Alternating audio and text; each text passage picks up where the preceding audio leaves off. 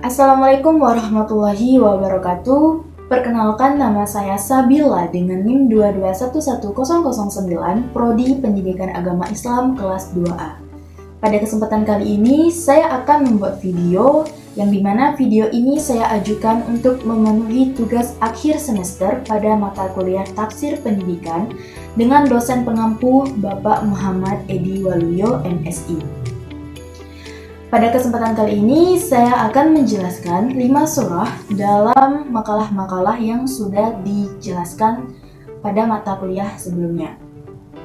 Surah pertama saya ambil dari kelompok 1 dengan judul makalah sumber ilmu pengetahuan, yaitu Quran Surah Al-Baqarah ayat 31, yang berbunyi, A'udzubillahi minasyaitonirrajim. Bismillahirrahmanirrahim. Wa'allama Adamal asma'a kullaha summa 'aradahum 'alal malaikati faqala anbi'uni bi asma'i haula'i in kuntum shadiqin. Yang artinya, dan dia ajarkan kepada Adam nama-nama benda semuanya. Kemudian dia perlihatkan kepada para malaikat seraya berfirman, sebutkanlah kepadaku nama semua benda ini jika kamu benar. Tafsir tematik dari Quran Surah Al-Baqarah ayat 31 ini adalah, ayat ini menerangkan bahwa Allah Subhanahu wa Ta'ala mengajarkan kepada Adam alaihissalam nama-nama, tugas dan fungsinya seperti tugas dan fungsi Nabi dan Rasul, tugas dan fungsinya sebagai pemimpin umat. Manusia memang makhluk yang dapat dididik, bahkan harus dididik.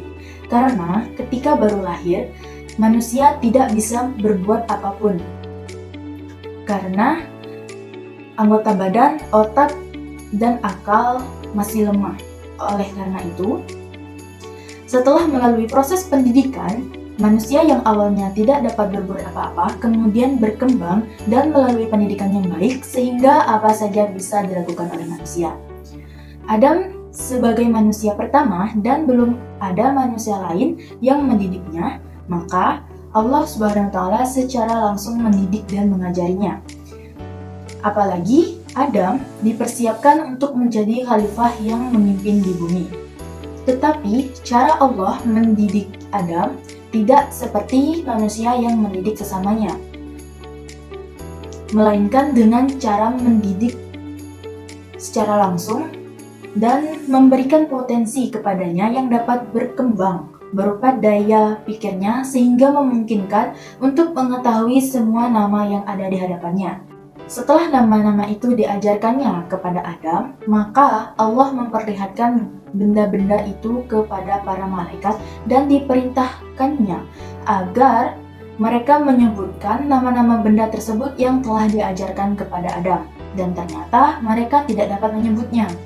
Hal ini untuk memperlihatkan keterbatasan pengetahuan para malaikat itu, dan agar mereka mengetahui keunggulan Adam sebagai manusia terhadap mereka, dan agar mereka mengetahui ketinggian hikmah Allah dalam memilih manusia sebagai khalifah. Hal ini juga menunjukkan bahwa jabatan khalifah adalah mengatur segala sesuatu dan menegakkan kebenaran dan keadilan di muka bumi ini, memerlukan pengetahuan yang banyak dan kemampuan serta daya pikir yang kuat. Relevansi terhadap pendidikan dari ayat ini adalah pendidikan bertugas mencetak pribadi-pribadi umat sebagai khalifah Allah. Oleh sebab itu, pendidikan dituntut untuk mampu membina, mengembangkan potensi-potensi yang dimiliki setiap peserta didik, menyiapkan peserta didik untuk menjadi pemimpin di muka bumi, dan mampu berperan aktif dalam mengemban amanat-amanat pemimpin Islam sebelumnya, serta menyiapkan peserta didik yang memiliki pengetahuan yang dapat bermanfaat baik untuk dirinya maupun orang lain. Dalam proses pendidikan tersebut tentu memerlukan metode atau cara pengajaran yang berurutan agar peserta didik mengerti dengan baik terhadap materi yang diajarkan. Metode pertama yang dilakukan adalah metode taklid, memberitahu, yaitu memberitahukan sesuatu kepada seseorang yang belum diketahuinya. Nah, setelah melakukan metode taklid ini, kemudian dilanjutkan ke metode berikutnya, yakni metode tabyin, memberi penjelasan. Kemudian metode tafsil, merinci, yaitu memberikan keterangan secara lebih jelas, dan metode-metode pengajaran lainnya. Surah yang kedua saya ambil dari kelompok 5 dengan judul makalah kompetensi pendidik, yaitu Quran Surah Al-Mujadalah ayat 11 yang berbunyi A'udzubillahi minasyaitonirrajim. Ya ayyuhallazina amanu idza qila lakum tafassahu fil majalisi fafsahu yafsahillahu lakum wa iza kilan syuru fanzuru yarfa'illahu allazina amanu minkum wallazina utul ilma darajatin wallahu bima ta'maluna khabir. Yang artinya, wahai orang-orang beriman, apabila dikatakan kepadamu, berilah kelapangan di dalam majelis-majelis, maka lapangkanlah. Niscaya Allah akan memberi kelapangan untukmu. Dan apabila dikatakan, berdirilah kamu, maka berdirilah. Niscaya Allah akan meninggikan derajat orang-orang yang beriman di antaramu, dan orang-orang yang diberi ilmu pengetahuan beberapa derajat. Dan Allah Maha mengetahui terhadap apa yang kamu kerjakan. Tafsir tematik dari Quran Surah Al-Mujadalah ayat 11 ini adalah, pada ayat ini, Allah memerintahkan kaum muslimin untuk melakukan perbuatan yang memudahkan rasa persaudaraan dalam suatu pertemuan. Wahai orang-orang yang beriman, apabila dikatakan kepadamu dalam berbagai forum atau kesempatan, berilah kelapangan di dalam majelis-majelis, agar orang-orang bisa masuk ke dalam ruangan itu. Maka lapangkanlah jalan menuju majelis tersebut. Niscaya Allah akan memberi kelapangan untukmu dalam berbagai kesempatan, forum, atau majelis. Dan apabila dikatakan kepadamu dalam berbagai tempat, berdirilah kamu untuk memberi penghormatan, maka berdirilah sebagai tanda kerendahan hati. Niscaya Allah akan mengangkat derajat orang-orang yang beriman di antaramu karena keyakinan yang benar. Dan Allah pun akan mengangkat orang-orang yang diberi ilmu, karena ilmunya menjadi hujah yang menerangi umat, beberapa derajat dibandingkan orang-orang yang tidak berilmu. Dan Allah Maha teliti terhadap niat, cara, dan tujuan dari apa yang kamu kerjakan, baik persoalan dunia maupun akhirat. Relevansi terhadap pendidikan dari ayat ini adalah pendidikan yang terkandung adalah tentang pendidikan akhlak. Adapun pendidikan akhlak yang bisa diterapkan dari ayat ini adalah yaitu saling menghormati, memuliakan orang lain, menjalin hubungan yang baik antar sesama, melapangkan hati. Menghormati, memuliakan orang lain, hingga menjalin hubungan yang baik antar sesama tidak akan bisa tercapai tanpa adanya kelapangan hati. Karena orang yang memiliki kelapangan hati itu bersih dari kesyirikan kepada Allah, bersih dari sifat tercela, dan bersih dari penyakit hati. Surah yang ketiga saya ambil dari kelompok 6 dengan judul makalah Keutamaan Orang Berilmu dan Menuntut Ilmu, yaitu Quran Surah Fatir ayat 28 yang berbunyi A'udzubillahi minasyaitonirrajim. وَمِنَ النَّاسِ وَالدَّوَابِّ وَالْأَنْعَامِ مُخْتَلِفٌ أَلْوَانُهُ كَذَلِكَ إِنَّمَا يَخْشَى اللَّهَ مِنْ عِبَادِهِ الْعُلَمَاءُ إِنَّ اللَّهَ عَزِيزٌ غَفُورٌ, yang artinya, dan demikian pula di antara manusia, makhluk bergerak yang bernyawa, dan hewan-hewan ternak yang bermacam-macam warnanya dan jenisnya. Di antara hamba-hamba Allah yang takut kepadanya hanyalah para ulama. Sungguh Allah Maha Perkasa, Maha Pengampun. Tafsir tematik dari Quran Surah Fatir ayat 28 ini adalah, pada ayat ini Allah menambah penjelasan lagi tentang hal-hal yang menunjukkan kesempurnaan dan kekuasaannya. Allah menciptakan binatang melata dan binatang ternak yang bermacam-macam warnanya. Bahkan dalam satu jenis binatang terdapat warna yang berbeda-beda. Demikianlah Allah menunjukkan tanda-tanda kekuasaannya. Seperti untuk dapat diketahui secara mendalam, hanya ulama yang benar-benar menyadari dan mengetahui tanda-tanda kekuasaan Allah. Sehingga mereka benar-benar tunduk kepada kekuasaannya dan takut kepada siksanya. Ibnu Abbas berkata, yang dinamakan ulama adalah orang-orang yang mengetahui bahwa Allah itu Maha Kuasa atas segala sesuatu. Di dalam riwayat lain, Ibnu Abbas berkata, ulama itu ialah orang yang tidak mempersekutukan Tuhan dengan sesuatu apapun, yang menghalalkan yang telah dihalalkan Allah dan mengharamkan yang telah diharamkannya, menjaga perintah-perintahnya dan yakin bahwa dia akan bertemu dengannya yang akan menghisab dan membalas semua amalan manusia. Ayat ini ditutup dengan suatu penegasan bahwa Allah Maha Perkasa menindak orang-orang yang kafir kepadanya. Dia tidak mengazab orang-orang yang beriman dan taat kepadanya, tetapi menjadi Maha Pengampun kepada mereka. Dia kuasa mengazab orang-orang yang selalu berbuat maksiat dan bergeliman dosa. Sebagaimana dia kuasa memberi pahala kepada orang-orang yang taat kepadanya dan mengampuni dosa-dosa mereka, maka sepatutnya manusia itu takut kepadanya. Relevansi terhadap pendidikan dari ayat ini adalah pendidikan yang terkandung dalam surah ini adalah tentang ilmu tauhid atau ilmu ketuhanan untuk dipelajari lebih mendalam untuk memahami dan memaknai ajaran Islam dengan baik.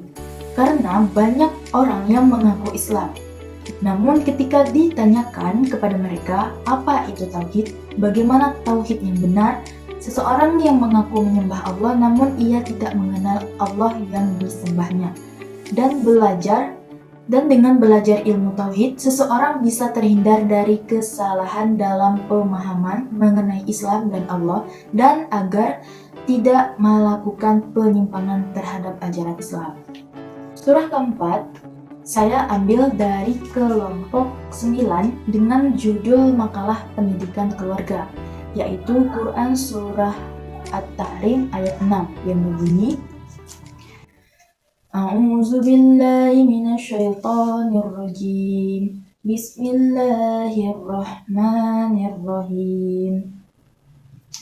Ya ayyuhallazina amanu qu anfusakum wa ahlikum naran wa quduhan nas wal hijaratu 'alaiha malaikatu khilazun shidadun la ya'sunallaha ma amarahum wa yaf'aluna ma yu'marun. Yang artinya, wahai orang-orang yang beriman, peliharalah dirimu dan keluargamu dari api neraka yang bahan bakarnya adalah manusia dan batu. Penjaganya malaikat-malaikat yang kasar, keras, dan tidak durhaka kepada Allah terhadap apa yang Dia perintahkan kepada mereka dan selalu menjaga apa yang diperintahkan. Tafsir tematik dari Quran Surah At-Tahrim ayat 6 ini adalah, dalam ayat ini Allah memerintahkan kepada orang-orang yang beriman agar menjaga dirinya dari api neraka yang bahan bakarnya adalah manusia dan batu, dan dengan taat dan patuh melaksanakan perintah Allah. Mereka juga diperintahkan untuk mengajar kepada keluarganya agar taat dan patuh kepada perintah Allah untuk menyelamatkan mereka dari api neraka. Keluarga merupakan amanat yang harus dipelihara kesejahteraannya, baik jasmani maupun rohani. Diriwayatkan bahwa ketika ayat ke-6 ini turun, Umar berkata, "Wahai Rasulullah, kami sudah menjaga diri kami, dan bagaimana menjaga keluarga kami?" Rasulullah menjawab, Larang mereka mengerjakan apa yang kamu dilarang mengerjakannya, dan perintahkan kepada mereka apa yang diperintahkan Allah kepadamu. Begitulah caranya menyelamatkan mereka dari api neraka. Neraka itu dijaga oleh malaikat yang kasar dan keras, yang pemimpinnya berjumlah 19 malaikat. Mereka diberi kewenangan mengadakan penyiksaan di dalam neraka. Mereka adalah para malaikat yang tidak mendurhakai Allah terhadap apa yang diperintahkannya dan selalu mengerjakan apa yang diperintahkannya. Relevansi terhadap pendidikan dalam ayat ini adalah pendidikan yang terkandung adalah menerangkan bahwa dakwah dan pendidikan harus bermula dari keluarga, dari rumah. Pendidikan keluarga dimulai dari orang tua. Kebiasaan orang tua dalam keharmonisan dan ketaatan tersebut kepada Allah dapat mempengaruhi dalam membentuk karakteristik peserta didik. Orang tua berkewajiban mengajarkan kebaikan dan ajaran agama kepada anak-anak, menyuruh mereka berbuat kebajikan dan menjauhi kemungkaran, dengan membiasakan mereka dalam kebenaran dan kebaikan, serta memberikan contoh yang teladan. Dalam ayat ini juga digambarkan kondisi neraka, bahwa bahan bakar neraka terdiri dari manusia dan batu. Penjaga neraka adalah malaikat yang sangat kasar dan keras terhadap penghuni neraka. Oleh karena itu, jika orang tua mengabaikan pendidikan anak, lalu anak tersebut jatuh ke dalam jalan yang salah dan menyimpang dari ajaran Islam, maka atas kelalaian tersebut orang tuanya juga akan disiksa di hari kiamat karena tidak bertanggung jawab atas amanah yang diberikan. Surah yang kelima saya ambil dari kelompok 12 dengan judul makalah manajemen pendidikan, yaitu Quran Surah At-Taubah ayat 122 yang berbunyi, A'udzu billahi minasyaitonir rajim. Wa ma kana al-mu'minuna liyanfiru kaffah falawla nafara min kulli firqatin minhum ta'ifatul yatafaqahu fid din waliyunziru qaumahum idza raja'u ilaihim la'allahum yahzarun. Shadaqallahul azim. Yang artinya, dan tidak sepatutnya orang-orang mukmin itu semuanya pergi ke medan perang. Mengapa sebagian dari setiap golongan di antara mereka tidak pergi? Untuk memperdalam pengetahuan agama mereka dan untuk memberi peringatan kepada kaumnya jika mereka telah kembali agar mereka dapat menjaga dirinya. Tafsir tematik dari Quran Surah At-Taubah ayat 122 ini adalah, pada ayat ini dijelaskan tentang pentingnya pembagian tugas kerja dalam kehidupan bersama dengan penegasan tidak semua umat muslim pergi ke medan perang, sehingga hal yang lainnya terabaikan. Mengapa ada sebagian dari setiap golongan di antara mereka yang pergi untuk bersungguh-sungguh memperdalam pengetahuan agama mereka dan untuk memberi peringatan dengan menyebarluaskan pengetahuan tersebut kepada kaumnya apabila mereka telah kembali dari peperangan. Pengetahuan agama ini penting agar mereka dapat menjaga dirinya dan berhati-hati agar tidak melakukan pelanggaran. Setelah dijelaskan pentingnya memperdalam pengetahuan agama dan menyebarluaskannya kepada masyarakat luas, lalu dijelaskan sikap ketika menghadapi orang kafir yang memusuhi orang mukmin. Wahai orang-orang yang beriman, perangilah orang-orang kafir yang ada di sekitar kamu apabila mereka memerangi kamu. Dan hendaklah mereka merasakan, mengetahui dan menyaksikan sikap tegas dan semangat juang yang tinggi darimu. Dan ketahuilah bahwa Allah beserta orang-orang yang bertakwa. Oleh karena itu, jangan pernah putus asa apalagi menyerah.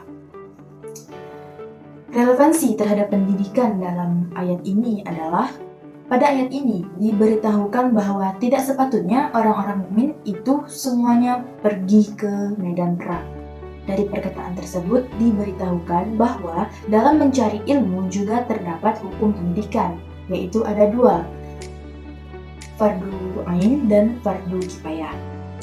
Kewajiban mendalami agama dan kesiapan untuk mengajar artinya tidak diwajibkan bagi semua orang mukmin untuk berangkat perang atau semacamnya jika tempat yang ditinggalkan tersebut dalam kondisi kosong. Karena menuntut ilmu itu suatu kewajiban sehingga derajatnya disejajarkan dengan orang yang sedang berperang di jalan Allah. Kemudian hasil dari pembelajaran itu tidak hanya untuk dirinya sendiri, tetapi diharapkan mampu untuk menyampaikan dan membagikan kepada orang lain. Dan terus mengembangkan ilmu-ilmu pengetahuan sesuai zamannya agar peserta didik dari generasi ke generasi terus tertarik untuk mempelajari ilmu tersebut. Cukup sekian video tugas kali ini. Jika ada materi yang salah, saya minta maaf karena saya juga dalam proses pembelajaran, dan jika ada kata yang salah, saya minta maaf dan kepada Allah saya mohon ampun. Terima kasih atas perhatiannya. Wabillahi taufiq wal hidayah. Wassalamualaikum warahmatullahi wabarakatuh.